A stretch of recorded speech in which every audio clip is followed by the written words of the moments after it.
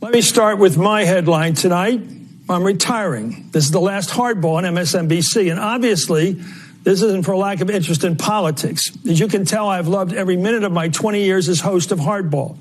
Every morning I read the papers, and I'm gung-ho to get to work. Not many people have had this privilege. I love working with my producers and the discussions we have over how to report the news. And I love having this connection with you, the good people who watch. I've learned who you are, bumping into you on the sidewalk or waiting at an airport and saying hello. You're like me.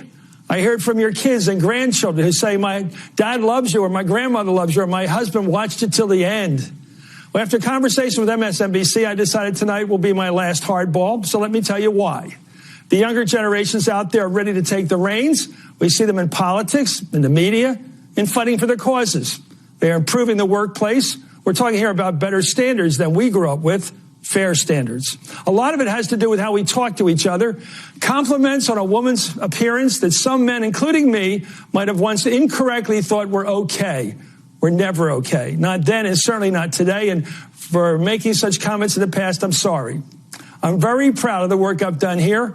Long before I went on television, I worked for years in politics, was a newspaper columnist, an author.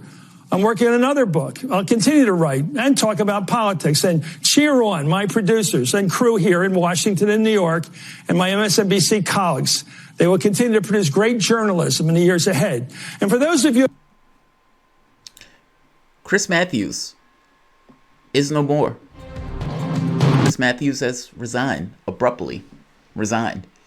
Chris Mathews resigned so abruptly that when Steve Kornacki came back on, Steve Kornacki seemed discombobulated and didn't necessarily know what to do. That was a lot to take in just now, I'm sure. And I'm sure you're still absorbing that, and I am too. Chris Mathews is a giant. He's a legend. It's been an honor for me to work with him, to sit in here on occasion. And I know how much you meant to him, and I know how much he meant to you. And I think you're going to miss him, and I know I'm going to. You know, this show or this video brings me no joy. Like none. I grew up watching Mathews, especially before I came into my political awareness. I used to watch Chris Mathews' show all the time. It used to be just kind of the transition in regards to the way the evening used to break down. Him, Maddow, Keith Olbermann, I used to like all those shows. So seeing Mathews, despite of how unhinged he's been as of late, it still gives me no joy. I mean, ultimately, Mathews looked like he was about to cry. He made the point that he had a conversation with the people at the office before this decision was made. The reality of it is, Mathews has been hitting the guardrails quite much over the last few weeks, calling Sanders people, comparing it to the Nazis. In fact, there were a few items that created some consternation in regards to Mathews, as Mathews is concerned.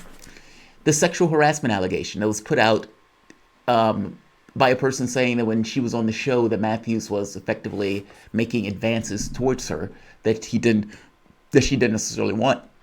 Apparently there was another case early on that Mathews was accused of sexual harassment. So I would imagine this secondary case hitting the press wasn't necessarily something MSNBC was all that thrilled about.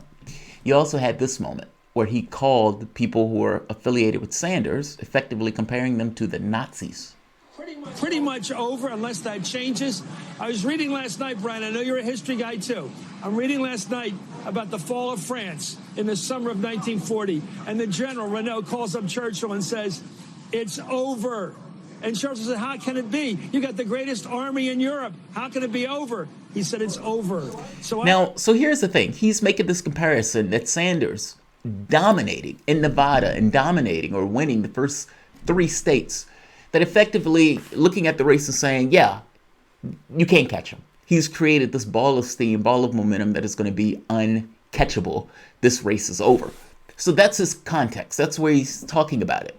He's comparing it or using the Nazis overrunning France. I mean, that analogy is to some degree apt in the very strictest specific sense of an enemy losing outright and completely and having another army just kind of taking over the reins and beating the stuffing out of that other army. Now, the problem here is that you have a Jewish candidate, first Jewish candidate, and you're comparing that Jewish candidate to the Nazis.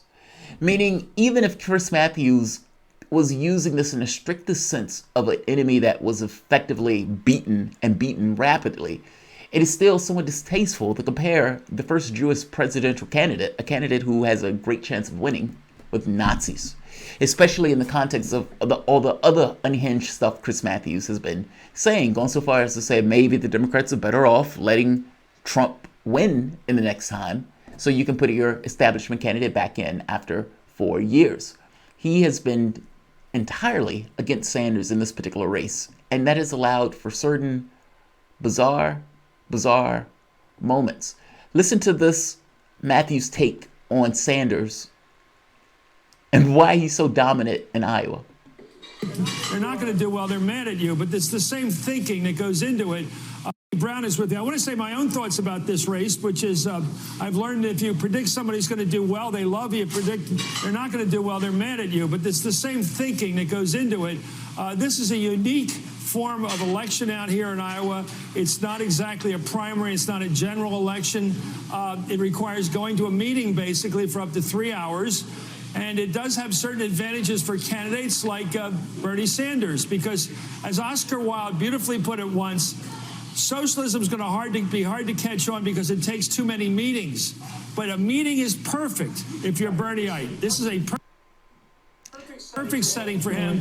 And now, just so we're clear what Chris Mathews just said, Bernie Sanders does well in Iowa or in caucuses because he's a socialist, and socialists do very well with meetings. And because socialists do well with meetings, this caucus is a perfect format for Bernie Sanders.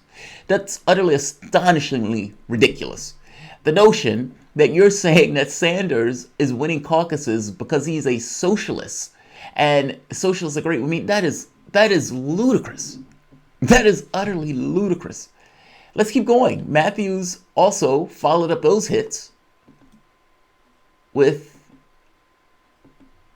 this. This came out recently. And this might have been a straw that broke the camel's back. Take a look at Chris Mathews misidentifying a congressman. Now, Mathews believes the gentleman that's standing beside Lindsey Graham is the exact same person that he has invited on the show to talk to. They are not the same person. Democrats. Jamie, I see you standing next to the guy you're going to beat right there, maybe. Lindsey Graham. Tim Scott. Jamie? Tim Scott. Who's that? That's Tim Scott. Chris Mathews was pointing to the guy who's standing beside Lindsey Graham. Chris Mathews thought that guy was Jamie Harrison, Lindsey Graham's opponent. This gentleman that Chris Mathews is talking to is named Jamie Harrison. The person Chris Mathews was watching and commenting on, standing beside Lindsey Graham, was Tim Scott. Oh, it's the other senator, Tim Scott. What am I saying? Big mistake. Mistaken identity, sir. Sorry. Tell me how you're going to beat Lindsey. Everybody knows Lindsey. Democrats. Jamie, I see you standing next to the guy you're going to beat. Right. That's Tim Scott. That's Tim Scott. The person who Mathews is talking to here, if I can find it, let's see. Yeah, that's Tim Scott. The person who Mathews is talking to, however, is Jamie Harrison, a Democrat, the opponent of one Lindsey Graham. You can imagine that didn't go over well either, with Chris Mathews not getting the right person on his show. Now, that said, Mathews did come out and gave a heartfelt apology from Sanders for making this argument about Sanders and the Nazis. Now, after this comment, there were a lot of people who were calling for Chris Mathews' head, meaning they were calling for him to resign. Newsweek ran an entire article on this notion of people calling for Chris Mathews to resign. So this was the apology that Mathews put out in lieu of comparing Sanders supporters to Nazis. Into tonight's news, I want to say something quite important and personal. As I watched the one-sided results of Saturday's Democratic caucus in Nevada, I reached for an historical analogy and used a bad one. I was wrong to refer to an event from the last days, or actually the first days of World War II. Senator Sanders, I'm... Now again, Mathews might have invoked this, not because he was making the direct comparison between Sanders and the Nazis, but more so because of the absolute and complete victory and utter folding of the Democratic Party. But again, that's almost irrelevant, right?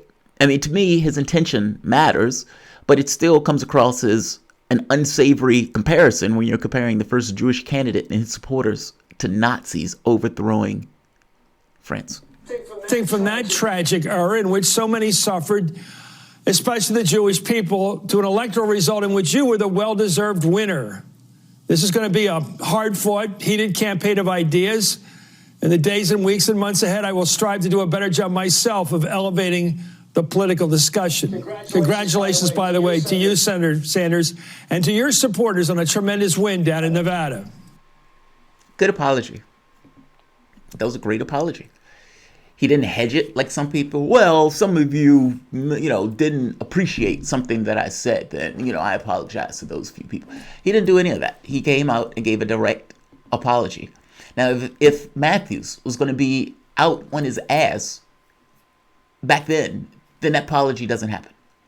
Meaning, at the very least, he thought, all right, we're just going to keep this moving. I might have made a few missteps. People might not have liked something that I've said, but we're going to keep this process moving. Then he gets benched in the other debate, meaning not the debate, the Saturday night caucus in South Carolina. He gets benched, noticeably benched, especially since he had been appearing on pretty much every other major event by MSNBC.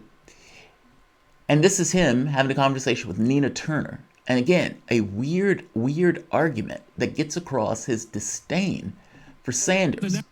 And again, none of this helped his cause. This argument is ludicrous.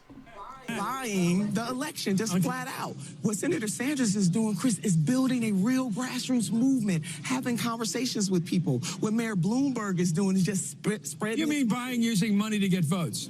He is. Is that what you're saying? Are you saying using money to get votes? $350 million worth of ads, his own money. Okay, just to get your definition. Is buying an election using money to get votes? He is using. You know what I'm saying? I know exactly what you're saying, Chris, and I'm not going down that road. What I am saying is that he's not building a movement. He's not talking to the people. He's just throwing his money out there. But that's not going to work. Okay, if I'm in college right now and I had student loans, they got me through college. If somebody came along and said, I'm going to pay off all your student loans, and what else? And if you're going to a public university, I'm paying all your tuition. Is that buying votes?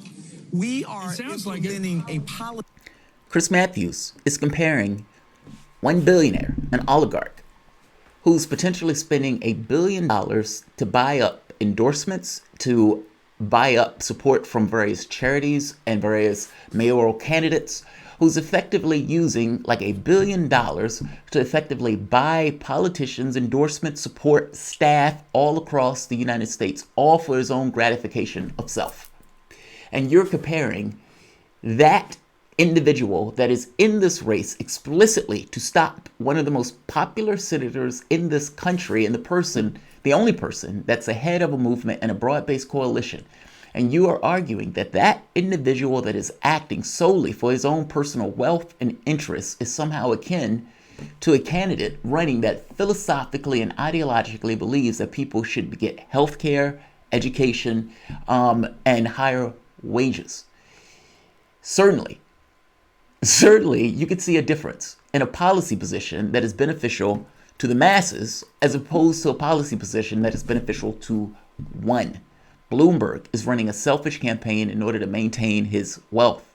Sanders is running a big lift, something that is in the interest of the overwhelming majority of the people in this country, especially the bottom share of people in this country. There is a fundamental difference between somebody acting in their own self-interest as opposed to somebody acting in big, overarching ideological lines, making an argument that, yes, we, just like other places around the world, can have nice things. And also the benefit of that particular nice thing or those nice things is societal wide. If we are ensuring that everybody has access to health care, then as a larger society, people live longer. Look at the coronavirus. People will be less inclined to go to a hospital if they thought they were going to get a bill, less inclined to buy a vaccine if they thought the vaccine was going to be overly expensive. Money creates more difficulties in this very specific situation. And yeah, ensuring that people have higher wages and health care and all of these other things make it that much easier for those people to go get checked and see if there's something wrong with them in the context of some kind of illness. I guess I'm just making the very basic point that having people to be able to go to school allows those people to create potentially more jobs, to work higher paying jobs. I mean, even from the standpoint of a tax base, like the policies that Sanders is putting forward is beneficial to a large swath of the country, as opposed to Bloomberg running and is only beneficial to himself. Again, but these warped, weird arguments come about when you're trying to come up with ways to attack a person you don't particularly like. And of course, this conversation did not go well at all. This was a conversation Chris Mathews had with Elizabeth Warren after, I believe it was, the debate.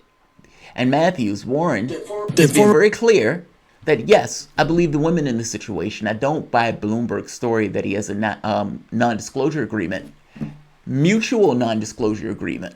I don't buy it. I believe the woman. Now, Warren is going to take this position either way because she started to go with this kind of identity tokenism in regards to politics, meaning she's abandoned the economic message. Now, part of the reason she abandoned that message is because the support was consolidating around Sanders, and she needed to find another constituency to bring into her flock. Otherwise, she was going to continue to utterly collapse. So the woke tokenism stuff became more prevalent in her campaign. The pussy hat wearing stuff. I'm going to have a trans person choose my labor secretary or Department of Education secretary, whatever it's called. I hope you understand what I mean. Because she was losing her coalitions to right-wingers like Biden and Buttigieg, maybe even Klobuchar, especially from the standpoint of a female angle. And she was also losing support among college students, among liberal voters, effectively Sanders' coalition. She had to find some other coalition to hold back her collapse. The woke stuff, the tokenism stuff, the feminist stuff was the stuff that she latched onto. I mean, think about what she was saying in the debate. Well, Klobuchar and we don't have a super PAC. That's not true at all. The super PAC for Klobuchar had been established for a while ago. Didn't stop Warren from bringing in Klobuchar. What did she say when she started using the super PAC? Well, the men on the stage were using the super PAC. Nobody would take me up on that. Again, being very specific to gender, as if the super PAC has something to do with their male genitalia. It does not. I guess I'm saying she's been running in the campaign in a way that has started to go with this token feminism stuff. And then going with this token feminism stuff, ideologically, immediately takes the side of the female just by virtue of the politics that she's running with. Now, whether you think that's good, bad, or somewhere in between is almost irrelevant to the point that that is what she's doing. So when she gives Klobuchar a fist bump, meaning and giving her applause or whatever, or when she's going after Bloomberg saying, I believe the woman in this situation reflexively. Now, to be fair, I believe the woman in this situation also. I think it is ludicrous to believe that a person gets a non-disclosure agreement that's mutual, especially when it's being accused or alleged that you did something inappropriate to that particular person. All things being equal, I would imagine that person would tell their stories. They don't necessarily want to be harassed by the law. They don't necessarily want to be sued. And yeah, Bloomberg has all the lawyers in the world. That's not necessarily you might want to go up against. And so between that and settling, you may settle and go with the non-disclosure agreement. But let's be very clear, it's not because it's mutually beneficial. It is only beneficial to Bloomberg. Let's hear Warren talk to Chris Mathews and listen how often Chris Mathews keeps asking her the same question over and over and over again, despite Warren answering this question on multiple accounts. Former mayor of New York said that to a pregnant employee. Well, a pregnant employee sure said that he did. Thank you so much, Brian. Do you believe that the former mayor of New York said that to a pregnant employee? Well, a pregnant employee sure said that he did. Why shouldn't I believe her? You know, I'm just really tired of this world. This one is personal for me. It really is. But you believe he's that kind of person who did that. Look, pregnancy discrimination is real. And We have gone on and on and on where people say, oh, I can't really believe the woman. Really? Why not? Yeah. Mayor Bloomberg has non-disclosure agreements for who knows how many women. And it's not just the one. The whole point is, how can you actually trust someone who will not just say, look, I'm going to waive on non-disclosure on sexual harassment and discrimination. Yeah. Anybody who has a story to tell can come tell. Sure, I agree story. with everybody deserves a credible response when they make a charge like that. My question about him, you believe he's lying? I believe the woman. You believe he's lying? Which means he's not telling the truth. And why would he lie? Because just to protect himself. Yeah. And why would she lie? I mean, that's the question. I mean, that is a good question, right? I mean, Chris Mathews is effectively saying, why would Bloomberg lie about this? Why would the woman lie about this? I mean, even if you're going with this notion that, well, look, I'm not going to believe the females in this situation. Okay, fair enough. But that also means that you shouldn't just reflexively believe Bloomberg, especially when Bloomberg has a history of sexist comments. I mean, basically, the argument that they're having, or the back and forth, has to do with a story that came out saying that Bloomberg was upset that multiple women in his organization were pregnant. And that when a woman told him that she also was pregnant, she said, kill it. And not just kill it. On the other occasion, when there was this kind of conversation about who's going to take care of the kid, making this point, just get a black. Just get a black from somewhere. I mean, the kid only eats and shits. That's all the kid knows how to do. Something to that effect. So it's not just one person. It's multiple people that are alleging issues with Bloomberg and women. And so I don't necessarily think it's a crazy position by Warren to say, yes, I'm believing the female in this. Between the two, the non-disclosure agreement only benefits Bloomberg. And for Chris Mathews to say, well, why would he lie about that? Why do you think he'll lie, Chris? I mean, is it within his interest to not have those women come out and be able to speak in regards to the non-disclosure agreements? And if it was indeed a mutual non-disclosure agreement, then what's the issue with having them rescind those agreements and have those people come out and start talking? I guess my point is, I don't get Chris Mathews' weirdness on this issue where he's just shocked that Warren would believe the female in the story. Why wouldn't you? Why wouldn't you? Especially with the NDAs. Meaning the NDAs look like it's something to hide. My basic point is Chris Mathews has had a rocky couple of weeks. And those rocky couple of weeks apparently have just come to a head. Like I said, Chris Mathews is no longer on MSNBC. They're saying retiring, but ultimately the conversation, as he said, they had a conversation in the office, and that conversation apparently led to Chris Mathews calling it quits. Marcus Will, keep up the great work, Jamal. Oh, thank you, Marcus Will. Brian Stradley. Thank you, Brian Stradley.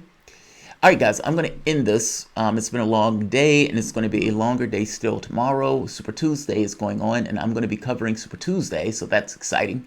And I tried to get it to be done on the show itself, meaning to cover it at the radio station, but that's not going to happen. That was voted down.